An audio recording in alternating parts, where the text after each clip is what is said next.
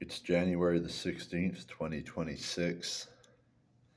My last video only got 2 views, so that informs me that I don't think I have any obsessive followers. um, I don't seem to have too many people too interested in anything I have to say.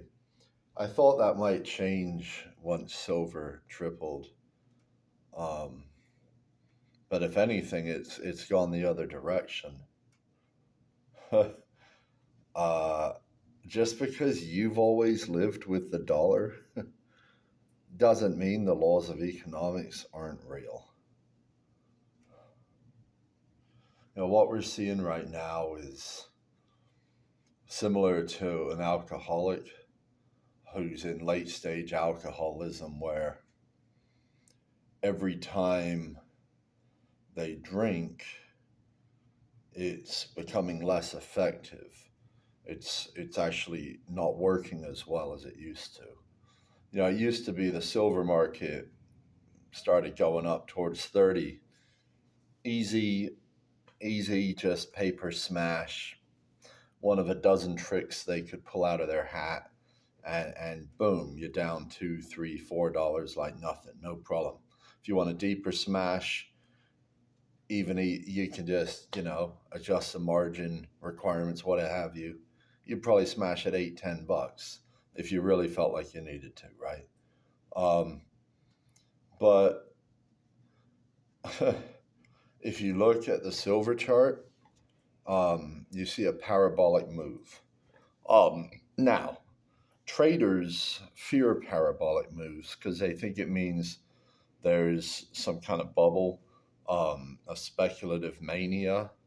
That's because they're used to watching paper markets, and that's how paper markets that are manipulated markets behave. Because if you can print paper, you can make promises and give people pieces of paper, and you can make a lot of these, and you can reduce the price of that paper. Or you can print paper to buy up promises, and it's easy. It's the system that we've had. People talk about a fractional reserve system. I think most people understand that the banks have fractional reserves of dollars, but not a lot of people seem to understand that commodity markets have fractional reserves of outstanding futures contracts. And this parabolic move is not a paper move. This parabolic move is because there's a structural shortage in silver that has reached or is reaching its end game. And which what that means is that the unit of account, the dollar, the paper dollar, is failing.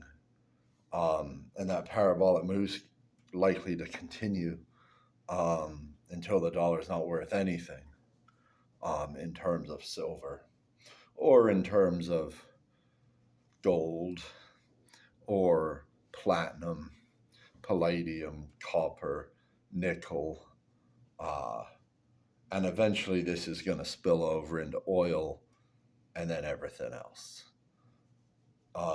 That's a currency collapse, and that's what's going to happen. But like I said, right now, people in this mindset of the late stage alcoholic.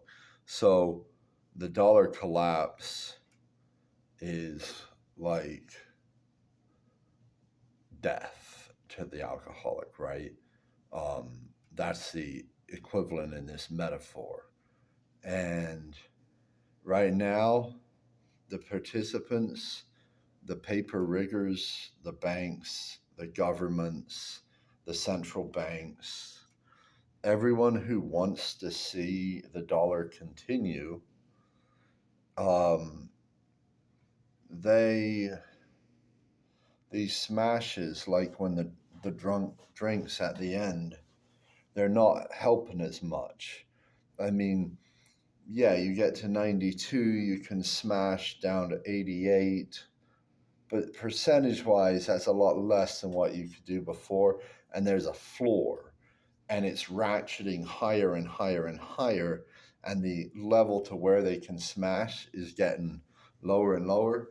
And it's lasting, the dips are lasting less time. And they're being followed, they're being bought up um, as the price ratchets higher. So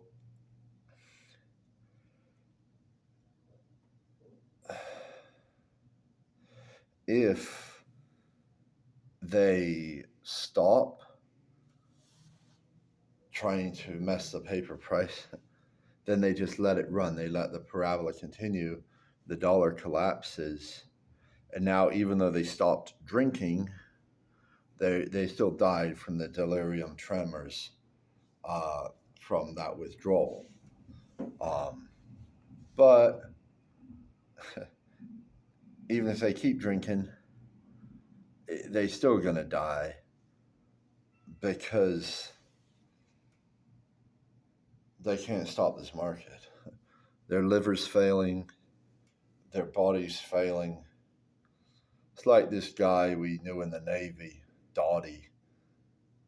Just everything, 40 years old, drinking for 20 some odd years. Just everything starts shutting down, and then you're just dead. The dollar's dying, and it can't be resuscitated. I'm starting to think a lot of people are just gonna kind of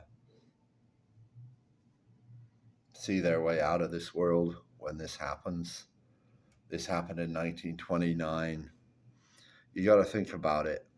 Yeah, people are going to lose their portfolios, but they're also going to lose their narratives, their social groups, everything they've built on this false foundation of false ideas, of cruelty, of emotions ungrounded by reason.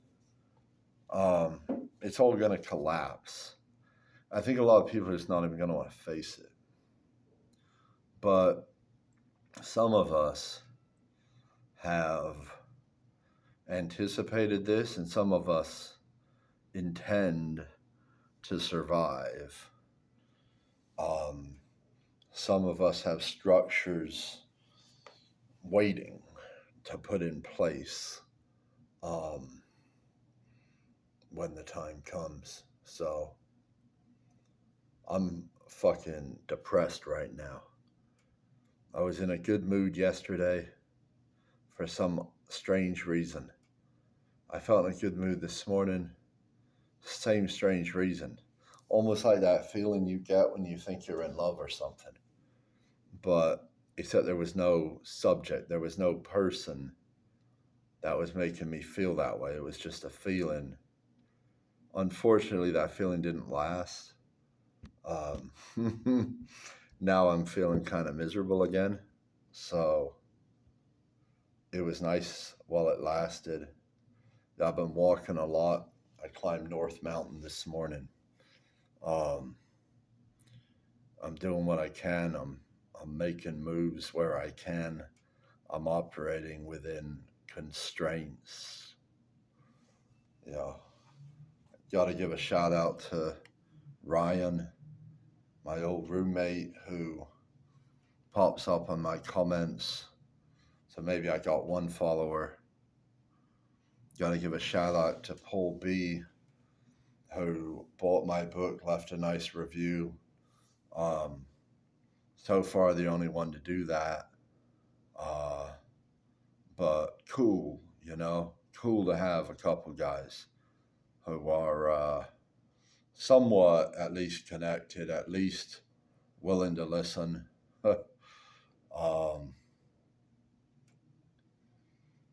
It's crazy to me, man. all the people I've met in my life, I've just had so little impact that not a single one of them fucking wants to hear anything I gotta say. I mean, it's not like I've gone through life. I don't think I've been that boring. I mean, I am an accountant, but I've done a lot of shit a lot of accountants don't fucking do. I mean, I've written a lot of letters, man. I've made a lot of statements. I've taken a lot of risks. Um,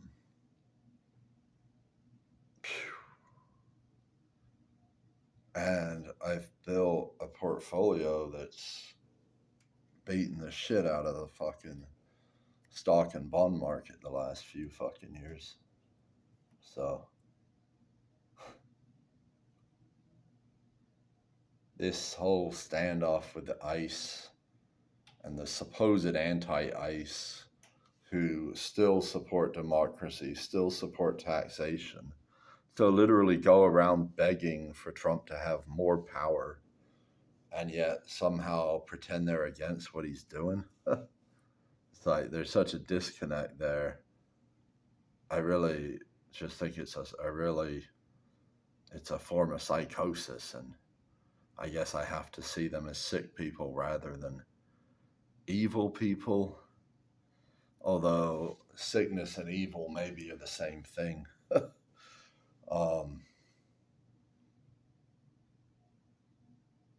Of course, the other side also seems real sick.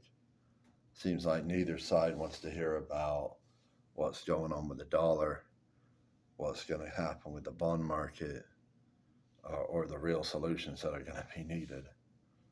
But I don't think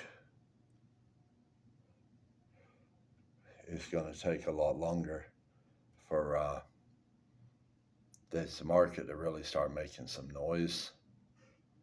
I mean, they really threw the kitchen sink at it this week, and they still couldn't get a close under $90. They drained 4 million fucking ounces off the COMEX yesterday. I think it was about the 10th day in a row they drained ounces off there. Most days it's been around 1 million. 4 million yesterday.